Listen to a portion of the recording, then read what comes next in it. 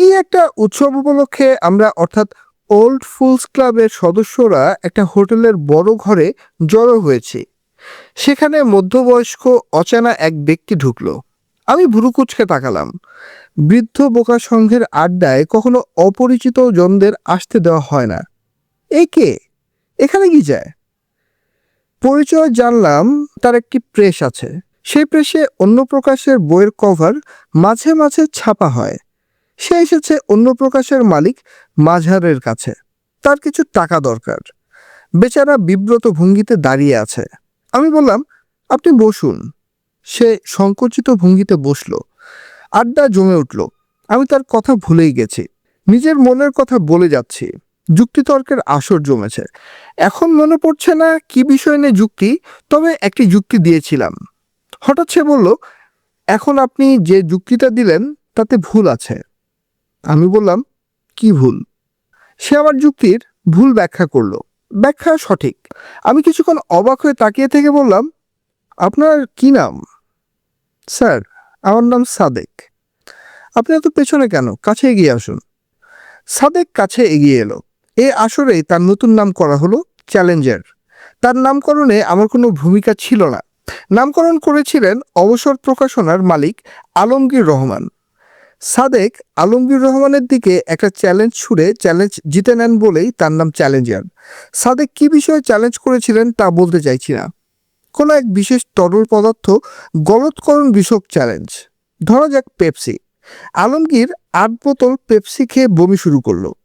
Challenger ৯ বোতল খেয়ে স্বাভাবিক ভঙ্গিতে সবার দিকে তাকিয়ে হাসতে লাগলো, যেন কিছুই হয়নি। তাকে আমি প্রথম যে নাটকে নিলাম তার নাম হাবলংয়ের বাজার। নাটকের কাহিনী হচ্ছে, গরমের সময় ডাক্তার এজাজের মাথা এলোমেলো হয়। তার বিয়ের দিন খুব গরম পড়ার কারণে মাথা এলোমেলো হয়ে গেল। ঠিক করা হলো মাথা কামিয়ে সেখানে মাথা গরমের এলাচ দেওয়া হবে। শট নেওয়ার আগে আগে দেখা গেল নাপিত আনা হয়নি। নাপিতের সন্ধানে লোক পাঠানো হলো। সে খুরকাচি পাঠিয়ে দিল, নিজে এলো না। তার ভয় সে এলেই তাকে নাটকে নামিয়ে দেওয়া হবে। আমি পড়লাম বিপাকে। কিভাবে নাটক বানানো হয় তা দেখার জন্য চ্যালেঞ্জার তার স্ত্রীকে নিয়ে এসেছে। দুজনেই আগ্রহ নিয়ে নাটক বানানো দেখছে। আমি চ্যালেঞ্জারের দিকে তাকিয়ে বললাম, তুমি তো সব কিছুকেই চ্যালেঞ্জ হিসেবে নাও, এসো নাপিতের ভূমিকায় অভিনয় করো।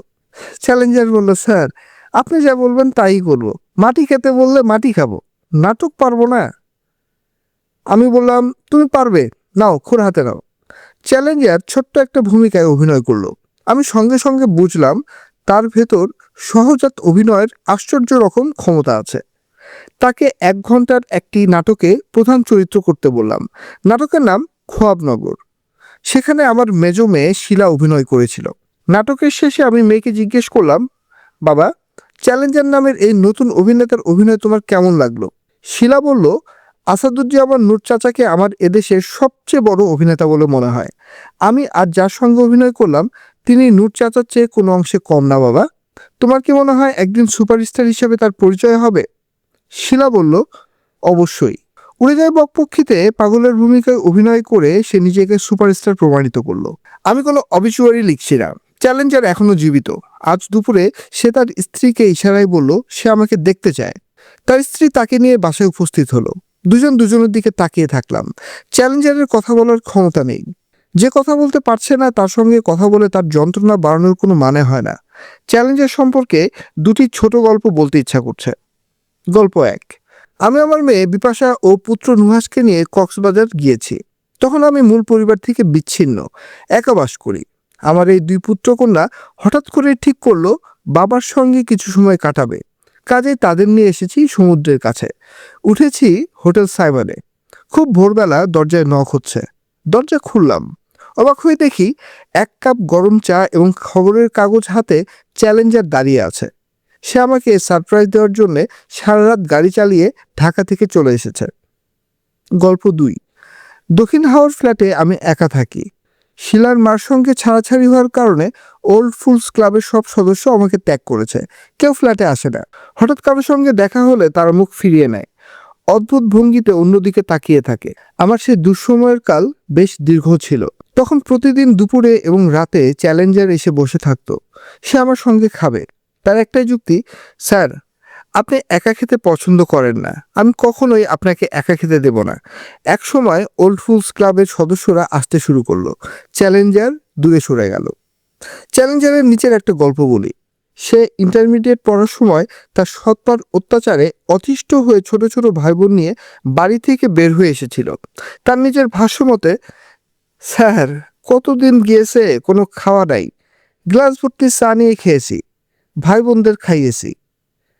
বড় ভাইয়ের দায়িত্ব সে পুরোপুরি পালন করেছিল। সবকটা ভাই বোনকে পড়াশোনা করিয়েছে, বিয়ে দিয়েছে। তার চেয়েও অদ্ভুত কথা, সে তার সৎমাকে নিজের কাছে এনে যতটুকু আদর যত্ন করা যায় করেছে। মৃত্যুর সময় এই মহিলা তার সৎ ছেলের কাছে ক্ষমা প্রার্থনা করেছিলেন, বলেছিলেন, আমি কঠিন অন্যায় অত্যাচার তোমাদের উপর করেছি বাবা, তারপরেও তুমি নিজের মায়ের মতো সেবা যত্ন আমাকে করলে। আমি দোয়া করি তোমার জীবন হবে আনন্দ এবং ভালোবাসায় পূর্ণ। দুষ্ট মানুষের প্রার্থনা মনে হয় আল্লাহ পাক গ্রহণ করেন না। চ্যালেঞ্জার এখন জম্বি, তাকে ছাড়া থাকা তার কিছু করার নেই। ব্রেন ক্যান্সার নামক কালান্তক ব্যাধি তার কাছ থেকে সবকিছু নিয়ে নিয়েছে। বাংলাদেশের মানুষ সাহায্যের হাত গাঢ় মমতায় তার দিকে বাড়িয়েছে বলেই সে এখনো বেঁচে আছে। তার সাহায্যের জন্য চ্যানেল আই মহৎ উদ্যোগ নিয়েছিল, দিনব্যাপী অনুষ্ঠান। অনেকেই এগিয়ে এসেছেন, তবে সাহায্যের নামে কেউ কেউ প্রতারণাও করেছেন। চ্যানেলের ক্যামেরার সামনে বড় বড় ঘোষণা দিয়েছেন, তাদের নাম প্রচারিত হয়েছে। এ পর্যন্তই। যারা এই কাজটি করেছেন তাদের নাম উল্লেখ করলাম না।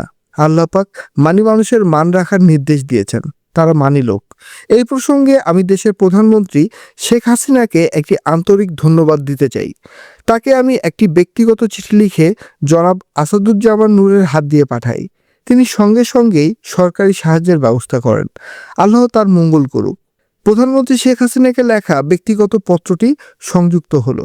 5ই আগস্ট 2009। মাননীয় প্রধানমন্ত্রী দেশরত্ন শেখ হাসিনা, শ্রদ্ধা ভাজন ইস্যু, আমার বিনীত সালাম গ্রহণ করুন। আপনি প্রচুর বইপত্র পড়েন, এ তথ্য আমার জানা আছে। নাটক সিনেমা দেখার সুযোগ পান কিনা জানি না। সুযোগ পেলে চ্যালেঞ্জার নামের একজন শক্তিমান অভিনেতার অভিনয় আপনার দেখার কথা।